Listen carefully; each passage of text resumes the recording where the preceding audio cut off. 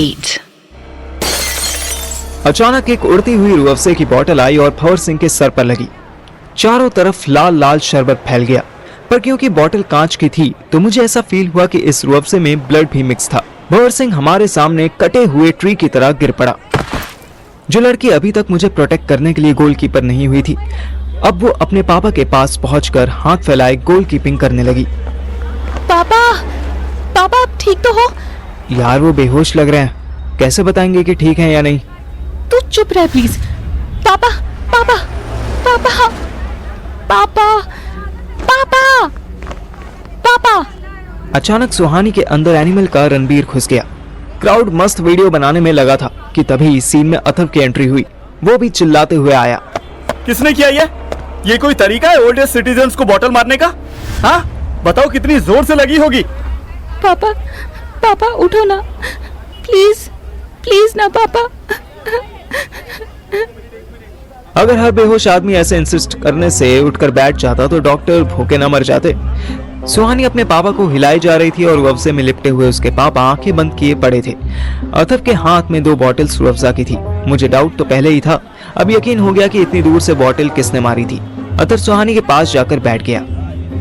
Listen सुहानी, ऐसे इन्हें छोड़ दिया तो प्रॉब्लम बढ़ सकती है। हमें इनको हॉस्पिटल ले जाना होगा।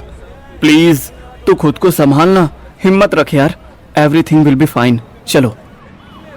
इतनी सारी क्राउड में सब वीडियो बनाने वाले ही नहीं थे। किसी ने एम्बुलेंस को भी कॉल कर दिया था। सबने मिलकर भंवर सिंह को एम्बुलेंस में रखवाया। अथर्व ने भी अपनी दोनों बॉटल्स मेरे हाथ में पकड़ाकर मेरे ससुर को गाड़ी में घुसाने में हेल्प की।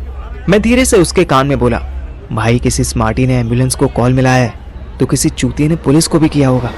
एज यूजुअल पुलिस थोड़ी लेट आएगी पर आएगी जरूर। हाँ यार, पर फिर करना क्या है?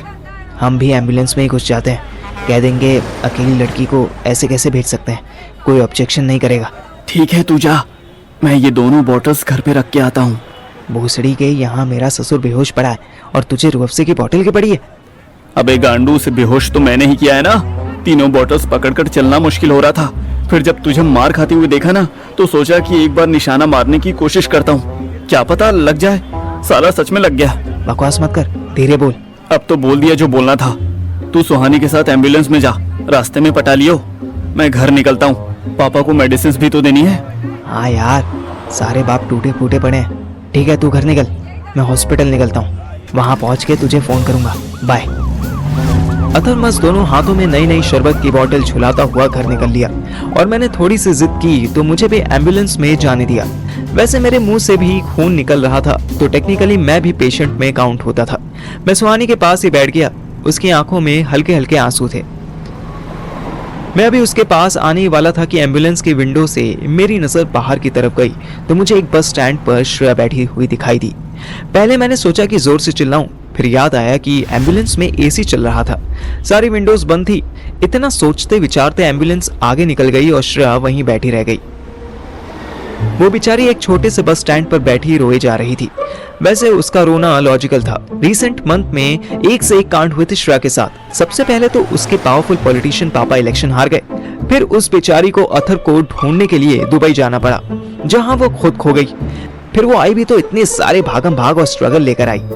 फिर आते ही पता चला कि उसके पापा उसे घर से निकलने नहीं देंगे। पर किस्मत का लूडो देखो कैसा मजेदार खेलता है कि नेताजी पर इंक्वायरी बैठ गई कि उन्होंने करप्शन किया है। श्रेया को घर में कैद करने वाले नेताजी खुद ही अपने घर में नहीं आ सकते, वो मारे मारे फिर रहे हैं। बेचारी श्रेया भी अपने घर नहीं जा रही कि पुलिस उसके साथ केबीसी न खेलने लगे। इन सब के बीच उसके पास स्ट्रेस रिलीज करने के लिए मोबाइल था जिसमें वो इंस्टाग्राम देख लिया करती थी। एक कार थी जिसे चलाकर वो हमारी ड्राइवर बन जाती थी, लेकिन अब ये दोनों भी चले गए। Excuse me, are you okay? Shreya अभी अपनी सारी प्रॉब्लम्स का सम अप करके उस पर टैक्स लगाने ही वाली थी कि एक टाटा हैरियर बस स्टैंड पर रुकी और ड्राइविंग सीट पर बैठे अति हैंडसम आदमी ने तमीज से श्रेया का हाल चाल पूछा। श्रेया को लगा ये कोई मौके का फायदा उठाने वाला होगा, इसलिए श्रेया ने बस हाँ में सर हिला दिया और आई कांटेक्ट अवॉइड करने लगी। वो आदमी भी ढीठ था। उसने कार का डोर खोला और बाहर आकर श्रेया के पास खड़ा हो गया। ये जेंटलमैन दिल्ली की इतनी भयंकर गर्मी होने के बाद भी 3 पीस सूट में था। Listen lady, I am government official आप चाहे तो मैं आपकी हेल्प कर सकता हूँ। सी माई आईडी कार्ड। आदमी ने श्रेया को अपना मिनिस्ट्री का आईडी कार्ड दिखाया। रो रो के श्रेया की आंखें धुंधली हो चुकी थी। उसने आंसू पोंछे और नाम पढ़ा। Mister Manmohan Desai. Yes correct. Very फिल्मी name. I know, that's why my friends and colleagues call me Manu. Very street kid name, नहीं? श्रेया के फेस पर अपने आप स्माइल आ गई। एक्चुअली मेरा ना एक लेडी से झगड़ा हो गया and she abuses me a lot. मेरी कार उसके हाउस के सामने ही खड़ी थी एंड वो अचानक से गायब हो गई। I mean someone stole my car in front of my eyes. Can you believe? Yes, I can. I know Delhi. यहाँ आंखों के सामने भी वही सब हो जाता है जो बाकी शहरों में आंखों के पीछे भी नहीं होता। एनीवेज, कार लॉस्ट हुई है, यही प्रॉब्लम है, और तो कुछ नहीं। है ना, मेरा मोबाइल भी चोरी हो गया है। आई नो आयशा की बच्ची ने चुराया है बट मैं क्या करूं? अगर आयशा को किसी बच्ची ने चुराया है तो मैं भी कुछ नहीं कर सकता। But I can help you to find your car. Can you give me your number? What? I mean your car's registration plate number. Manu ने अपने मोबाइल में कोई ऐप खोल लिया। ऐसा ऐप श्रेया ने पहले कभी नहीं देखा था। श्रेया ने उसे कार का नंबर बताया। उसने पंच किया और 2 मिनट बाद ही मन्नू के मोबाइल पर शो हो गया कि इस नंबर प्लेट की कार रिसेंटली किस एरिया में देखी गई है। See, note this. D&D flyover की लोकेशन है ये। ओह वाओ, आपने ऐसे फोन में सर्च किया and you got it. Which app is this? Can't tell you name, but I can tell you why. Because I work for some special unit of government. मेरे पास Delhi NCR के AI generated CCTV का access है। आपकी car भी वैसे GPS enabled है, but इस number plate की कार नोएडा बॉर्डर से पहले ही रुकी हुई है। आई थिंक चोर को लगा होगा कि वो चेकिंग में पकड़ा जाएगा। और मे बी पेट्रोल ऑफ हो गया होगा। I decided to fill the tank tonight.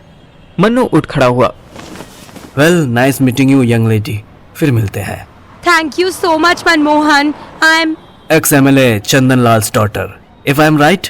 What? How do you know? क्या पापा ने भेजा है आपको?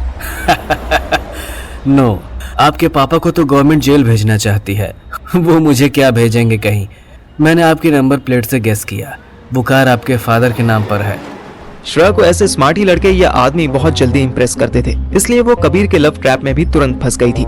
पता नहीं ये अथर्व जैसा आइंस्टाइन का माइनस वर्जन इसके साथ अब तक कैसे टिका था। Take care of yourself dear. Manu अपनी टाटा हैरियर में बैठ चुका था। वो आगे बढ़ने ही वाला था कि श्रेया ने टोका। वेट, मेरे पास कोई पेन पेपर नहीं है ना, तो मैंने नोट नहीं किया। मैं लोकेशन भूल गई तो? वैसे आप अपनी कार तो नहीं भूलेंगी, I am sure, but okay wait, I do write that location for you.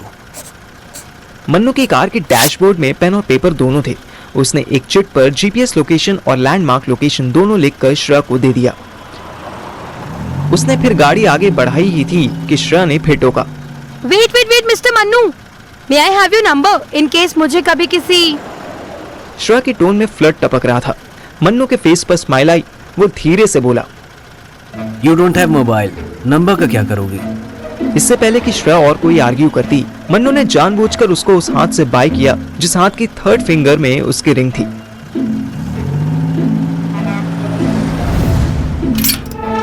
इधर अथर्व घर पहुंच चुका था। उसने शरबत की दोनों बोतल सुनीता आंटी को दी और छत पर जाने लगा। कहाँ जा रहा है? पापा की दवाई? ओ हाँ, सॉरी, ये लो। मेडिसिन के पैकेट लेने के साथ साथ सुनीता आंटी ने अथर्व का हाथ भी पकड़ लिया। रुक जरा, कहाँ की जल्दी में है? अरे कहीं नहीं, वो क्या है ना, बहुत दिनों से छत वाला रूम नहीं देखा है, तो सोचा कि। क्या सोचा? रूम देखने के बहाने पड़ोसन से मिल लूंगा। बेटा मैं तेरी माँ हूँ, सब समझती हूँ तेरी बुद्धि कहाँ तक जा सकती है। अरे नहीं मम्मी, ऐसा कुछ नहीं है।